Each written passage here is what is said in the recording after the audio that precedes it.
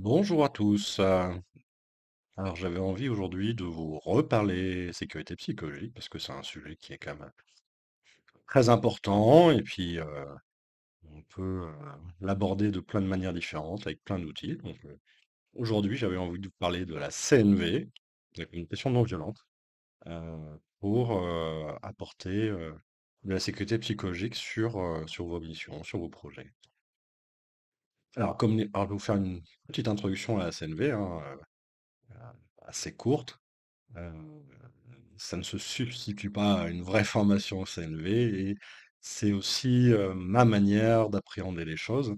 Heu, donc voilà, je mets ce petit disclaimer, en place, juste pour, voilà, j'aimerais que ce soit clair pour tout le monde que tout ceci n'est pas une formation CNV, mais voilà, une petite sensibilisation assez courte. La communication non violente a été créée par Marshall Rosenberg, hein, ça date des années 1960, donc c'est pas tout à fait nouveau. C'est un outil qui a encore du mal à percer, comme tant d'autres, hein, voilà. Et il avait la conviction que par-dessus tout, en fait, l'homme a envie de prendre soin d'eux. Il a envie de prendre soin de soi, il a envie de prendre soin des autres, il a envie de prendre soin du monde, et que quelque part, il ne peut le faire que s'il en a les ressources et les moyens à ce moment-là. D'accord? Et s'il a les ressources et les moyens, son choix se portera sur l'aide à autrui, on va dire. C'est un outil au départ qui était très orienté résolution de conflits. Euh, Moi, pour le coup, je m'en sers beaucoup aussi pour, alors, je ne vais pas utiliser le terme développement personnel, mais pour avoir une meilleure compréhension de soi, de sa relation aux autres, de ses besoins, et aussi pour arrêter de subir, et c'est le propos en fait de vous allez voir dans cette vidéo, pour reprendre pouvoir en fait sur sa vie et reprendre contrôle quelque part sur ce qui se passe, quoi. D'accord. C'est un processus qui est assez simple en vérité, hein, mais qui est assez complexe à mettre en œuvre, assez complexe à appréhender, à bien comprendre les tenants et les aboutissants, mais le processus est très simple et du coup, voilà, je vais essayer de vous l'apporter en douceur. Et c'est un processus qui se nomme OSBD, d'accord, comme observation, sentiment, besoin, demande. Ok, on va revenir là-dessus de toute manière. Et on va commencer par la première lettre qui est le O, qui est l'observation. Et j'aimais bien ces citations d'Épictète, qui est un philosophe de l'Antiquité, qui disait: «Nous ne sommes pas troublés par les choses, mais par les opinions que nous en avons». D'accord? C'est pas tant la chose qui va nous troubler, en fait, hein, c'est tous les jugements qu'on va mettre par-dessus, qui vont créer une émotion chez nous. Oui. Et pour dire qu'en fait, toute votre éducation, votre expérience, vos relations sociales, le milieu dans lequel vous vivez, et cetera, va générer chez vous un certain nombre de filtres qui vont traduire, en fait, tout ce que vous voyez et qui vont vous donner une image qui ressemble à ce que vous connaissez, en fait, tout simplement. D'accord? Donc, pour illustrer ça, j'aime bien vous montrer une photo telle que celle-ci. D'accord? Et souvent, euh, aux gens qui me forment, je leur pose la question de savoir, est-ce que vous êtes capable de décrire cette image de manière factuelle? Je vous laisse quelques secondes pour réfléchir. Généralement, les premières réponses que j'ai, c'est je vois un homme en colère ou tout un tas d'interprétations.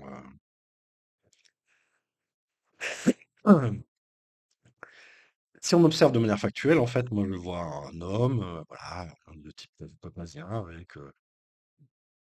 des cheveux bruns, avec les bras levés, la bouche ouverte, un t-shirt bleu. Voilà, c'est ce type de description qui est plutôt factuel. Alors que si vous dites un homme en colère, quelque part, vous êtes déjà dans une forme d'interprétation. D'accord? Parce qu'en fait, vous n'en savez rien, hein. Peut-être qu'il est en train de crier pour faire rire son fils, peut-être que, il est en train de jouer une pièce de théâtre, voilà. Tout ça pour dire que ce que vous croyez être la vérité, c'est votre vérité. D'accord? Et c'est ce qui est arrivé jusqu'à vous en utilisant tout le canal de vos filtres. Et en soi, ce sont des hypothèses, hein, pas une certitude, hein. D'accord? Donc tout ce que vous voyez ou interprétez, euh, ça reste quelque chose d'hypothétique. Vous ne pouvez avoir la vérité que si vous allez poser la question à la personne. D'accord? Donc, parfois, voilà, on se met dans euh, des situations où on a peur, où on se met soi-même en colère, etc. Parce qu'on interprète chaque action, chaque réaction des personnes, ou un visage, ou un mot qui a été dit d'une telle manière, etc. Contre soi, en fait. Et peut-être qu'il n'y avait pas du tout d'intention, hein. Donc, je vais y revenir là-dessus d'ailleurs. Euh, En passant au S de l'OSBD, hein, donc les sentiments. euh, Typiquement, par exemple, imaginez que vous entendez un bruit de pétard dans la rue. Maintenant, imaginez quelles peuvent être les émotions que vous pourriez ressentir en entendant un pétard dans la rue. Et en fait, en hypothèse, elles pourraient être multiples. C'est-à-dire que vous pourriez avoir peur, une autre personne pourrait avoir de la surprise, d'accord, mais sans forcément avoir peur. Le troisième pourrait ressentir de la joie parce que il y a quelque chose qui se passe dans la rue, peut-être un carnaval ou autre. Enfin, une quatrième personne pourrait ne rien sentir en fait, hein, juste un bruit qui est là. Et on peut se poser la question déjà de se dire, mais quelle était l'intention de ce pétard? Est-ce que ce pétard avait envie de vous faire peur, etc. À mon sens, le pétard n'avait aucune intention. D'accord. Mais il a provoqué chez vous une émotion qui est aussi un bruit qui est passé dans le tunnel de vos filtres, hein, et de vos expériences ou de vos connaissances, et vous l'avez rattaché à quelque chose. D'accord? Un carnaval, à des gens qui tirent dans la rue. Voilà, vous avez pu rattacher des choses à des choses qui sont liées à votre expérience, à vos connaissances.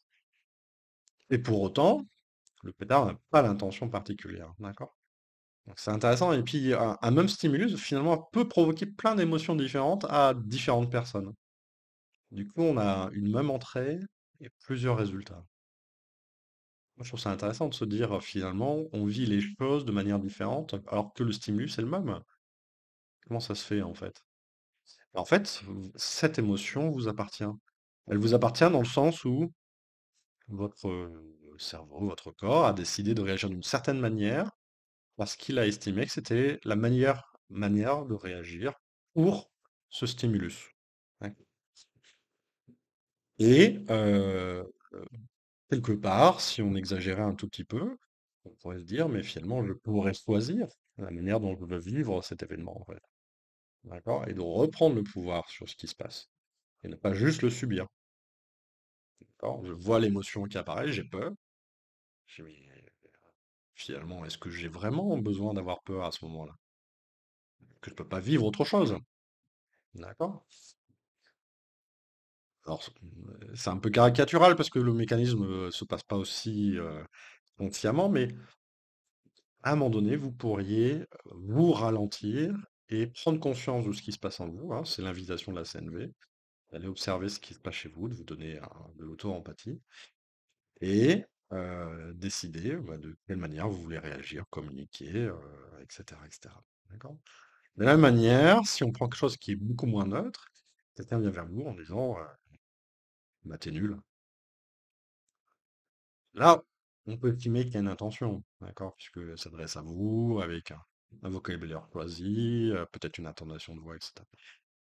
Et pour autant, en fonction de l'état dans lequel vous êtes, peut-être que il y a des moments où vous allez prendre ça très mal, parce que vous êtes fatigué, parce que vous avez eu plusieurs fois cette réflexion, que vous êtes en train de vous remettre en cause, etc. D'autres fois, vous allez juste vous mettre en colère, voilà. Et d'autres fois, vous allez rire en vous disant, mais c'est qui cette personne? Mais pourquoi? Voilà, ça n'a pas de sens. D'accord? Donc, de la même manière, en fait, vous pouvez réagir de manière très différente en fonction de votre état à vous et de ce qui se passe en face de vous. Ok? Donc, quelque part, votre corps, votre cerveau va choisir la meilleure réaction qui lui semble la plus appropriée, en tous les cas, correspond à vos moyens et à vos ressources du moment. D'accord? Encore une fois, ça a vocation à vous montrer que quelque part, ça vous appartient.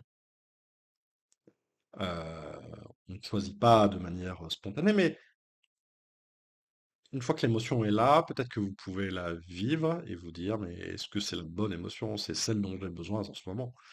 Peut-être qu'elle a été bonne à une certaine époque parce qu'elle m'a sauvé de certaines situations, mais aujourd'hui, est-ce que c'est la bonne? D'accord? Et puis de reprendre pouvoir sur ce qui se passe et arrêter de subir, en fait, quelque part, hein.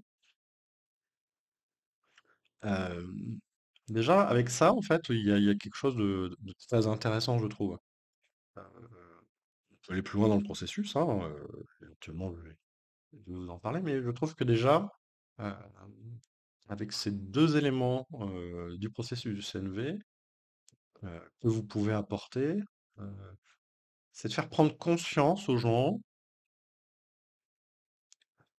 qu'en ralentissant un peu, c'est-à-dire voilà, plutôt que de euh, subir l'émotion, voilà, on peut l'écouter et voir ce qui se passe et se dire, mais est-ce que finalement, cette émotion que je vis, c'est celle que j'ai envie de vivre? Et est-ce qu'elle est appropriée à ce que je vis maintenant? D'accord?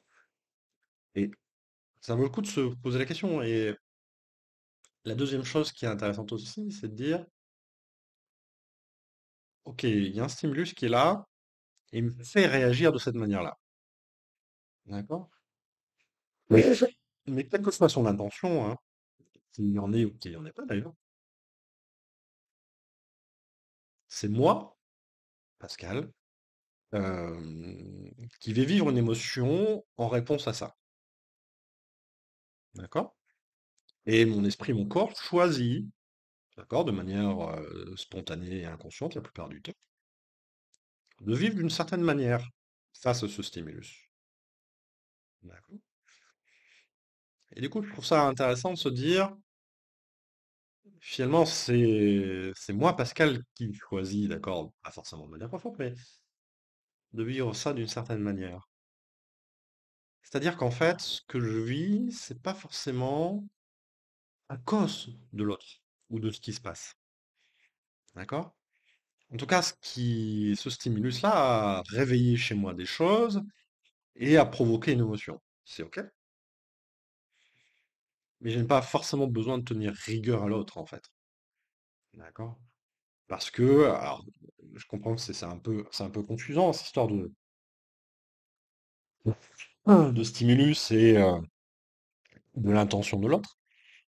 Euh, Si on prend quelqu'un qui n'est pas forcément malveillant, mais qui vient vous voir, et encore une fois, voilà, vous êtes aussi pétri d'hypothèses sur tout un tas de choses, et qui vous dit quelque chose qui est assez désagréable à entendre, et en plus, voilà, son ton n'est pas bienveillant, etc., etc. Ça pourrait être intéressant d'imaginer l'histoire de cette personne. Peut-être que voilà, ce matin, elle a passé une matinée horrible. Ses enfants n'ont pas voulu se lever, ils n'ont pas voulu se préparer. Du coup, ils ont été en retard à l'école. Elle a dû gérer du coup le fait de réouvrir la grille à l'école parce que voilà, ils étaient en retard. Et puis après, bah, comme ça est en retard là, ben, en point de vue circulation, ça a été catastrophique parce qu'elle arrivait dans le créneau où tout le monde est sur la route. Du coup, voilà, elle a mis beaucoup plus de temps que prévu. Et puis en même temps, elle avait des choses à faire, des choses prévues, et du coup, voilà, elle se trouve dans une émotion qui est tout sauf positive, de la culpabilité, de la colère, du stress, parce qu'elle n'a pas pu faire tout ce qu'elle veut, etc. Et là, elle a choisi le moment où vous pourrez pour vous faire remarquer que les indicateurs sont pas à jour. Bon, voilà. Peut-être quelque part, elle a une intention contre vous. Vous avez juste remarqué ça. Et peut-être que dans d'autres circonstances, c'est-à-dire que voilà, une belle journée d'été avec tout ce qui s'est bien passé pendant la matinée, etc., elle serait venue vers vous en disant la même chose, mais sur un ton différent, euh, peut-être de manière plus légère, vous voyez. Et vous, ça vous aurait affecté de manière très différente. D'accord? C'est juste pour vous dire, voilà, la personne parfois peut-être voilà, véhiculer un message d'une certaine manière parce qu'elle a aussi, elle, son propre contexte. Et vous le prenez mal parce que bah, votre interprétation de cette attitude-là, dans ces circonstances-là, c'est quelque chose qui est... on vous pointe du doigt, on essaye de vous faire du mal, on essaye voilà, de vous faire du mal dans le sens où on vous reproche quelque chose, quoi. Et dans d'autres circonstances, ce même propos aurait été beaucoup mieux accepté. Et vous-même, en fonction de votre propre état, peut-être que vous êtes prêt à l'accepter ou pas. Je tourne les situations un peu dans tous les sens pour que vous essayiez d'avoir, d'imaginer tous les facteurs qui font que finalement, vous recevez ce message d'une certaine manière, vous l'interprétez d'une certaine manière et vous le vivez d'une certaine manière. Et en soi, c'est pas forcément de la faute de la personne qui est face à vous, en fait. D'accord? Il faut pas rejeter la faute sur l'autre. Il faut plutôt venir voir ce qui se passe en soi et peut-être de se dire, ouh là, je sens un truc désagréable, mais pourquoi c'est désagréable chez moi au final? Est-ce que j'ai fait quelque chose de mal? Est-ce que il y a quelque chose qui pourrait conduire à quelque chose qui se passe mal? Est-ce que, voilà, de vous ralentir plutôt que de réagir à chaud et de dire, mais finalement, est-ce que c'est légitime pour moi de me mettre dans cet état? Et pourquoi j'aurais besoin de vivre ça de manière aussi dure, en fait? Et peut-être que je pourrais aller voir ce qui se passe chez l'autre. D'accord? Et peut-être que je pourrais aussi lui poser la question ce qu'elle aurait besoin et pourquoi elle est agitée à ce point-là, en fait. Hmm. Et, euh, et tout ça pourrait nous mener à quelque chose de moins passif-agressif, mais plus euh, actif à l'écoute et dans une démarche de je maintiens le lien plutôt que que je le brise, en fait.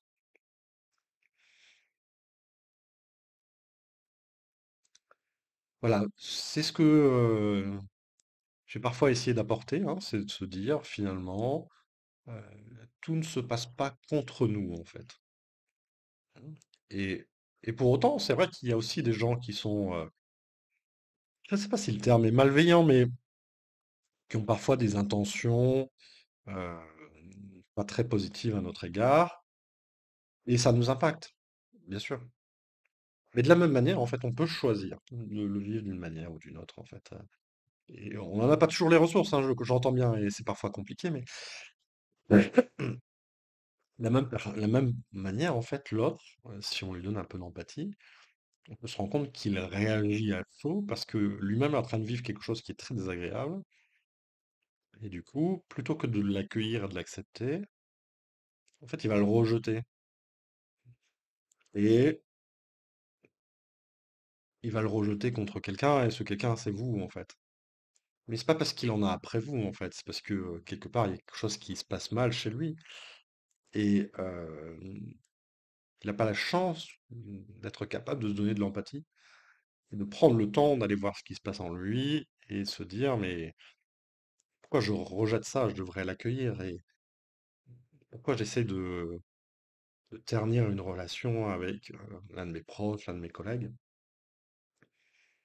Pourquoi je lui parle pas de ce qui se passe en moi et voir comment il pourrait contribuer à faire en sorte que j'aille mieux? Ouais. Parce que je sais que tout être humain va essayer de contribuer au bien-être de chacun s'il en a les moyens et la possibilité. Et le meilleur moyen d'en avoir les moyens et la possibilité, déjà, c'est de savoir qu'on a besoin de lui. D'accord? Bon, je déborde un petit peu, mais c'est juste pour que vous essayiez de comprendre que même quand quelqu'un est en colère contre vous, ou vous dit des mots désagréables, etc., c'est que il essaye la plupart du temps d'échapper à quelque chose qui est désagréable pour lui, en fait. Et c'est un peu un déflecteur, c'est-à-dire, ah, c'est désagréable, je pousse contre quelqu'un d'autre. Et c'est très maladroit, hein, c'est très maladroit. Et parfois c'est injuste, injustifié, mais voilà, c'est ce qui nous arrive au quotidien. et dans certaines organisations plus que d'autres, en fait. Et du coup, il y a un climat d'insécurité qui se crée parce qu'on a toujours peur de la réaction de l'autre, de ce qu'il va dire aujourd'hui. J'ai peur d'aller au team meeting, j'ai peur d'aller machin, etc. Qu'est-ce qu'on va encore me dire, etc., etc. Et quelque part, en fait, on crée une sorte de cercle vicieux où, en plus, on se met dans une posture d'accueil de ce stimulus, où on est déjà dans la peur, en fait. Et du coup, quand ce stimulus arrive, ben, notre propre première réaction, c'est soit la peur, soit la colère, et on est incapable de l'accueillir, en fait. Donc déjà, ouais, le fait d'arriver avec la peur entraîne la peur. Donc ce que j'aurais envie de vous proposer, effectivement, c'est d'avoir ce regard et essayer de sortir de ça, de l'hypothèse que l'autre en a après vous. D'accord? Si vous sortez de cette hypothèse, déjà, vous allez affronter les choses de manière un petit peu différente et peut-être que vous allez pouvoir accueillir ce qui se passe. Ouais. Euh, Et déjà, ça, c'est énorme de pouvoir choisir, en fait, de vivre les choses autrement. Ça redonne du pouvoir sur sa vie, ça responsabilise, plutôt que de rejeter la faute sur celui qui a généré le stimulus, et d'être dans une forme de victimisation permanente, et de se dire, je n'ai aucun pouvoir sur ce qui se passe, en fait, et je suis malheureux parce que, voilà, sans arrêt, je me prends des tartes, quoi. Alors que c'est pas forcément le cas. Voilà. Et voilà, c'est ça mon invitation, c'est d'essayer quand vous voyez qu'il y a des problèmes de sécurité psychologique, l'une des étapes qui pourrait être intéressante, effectivement, c'est d'apprendre aux gens que finalement ils sont seuls responsables de leurs émotions. euh, C'est-à-dire qu'ils peuvent choisir de vivre les choses de manière différente, en fait, tout simplement. Et que l'autre est éventuellement un stimulus, mais en tous les cas n'est pas responsable de votre état émotionnel. D'accord?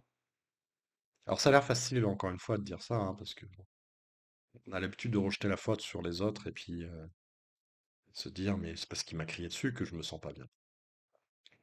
Et je le comprends, hein, il y a pas de sujet par rapport à ça. Et pour autant, voilà, vous pouvez vous dire, bah, il m'a crié dessus parce que lui, il se sent pas bien, en fait, et il n'a pas trouvé d'autres moyens de s'exprimer ou de faire valoir son mal-être, et qu'on lui donne de l'attention, quelque part. Donc voilà, donc toutes ces démarches d'empathie hein, sont assez complexes et sont à notre niveau, mais euh, je vous en parlerai sûrement dans une autre vidéo. En tous les cas, c'est quand même intéressant de se dire, voilà, mes émotions m'appartiennent, et quand je me sens avec suffisamment de ressources, ou quand je suis accompagné et que je me sens pas seul, je peux peut-être trouver les moyens en moi pour accueillir les émotions et me poser la question de savoir si elles sont bien celles que j'ai envie de vivre en ce moment, et arrêter d'être dans une forme de jeu psychologique, de victime, persécuteur, et peut-être de recréer la relation. Voilà ce que j'avais envie de vous partager aujourd'hui. Merci de votre écoute, à bientôt.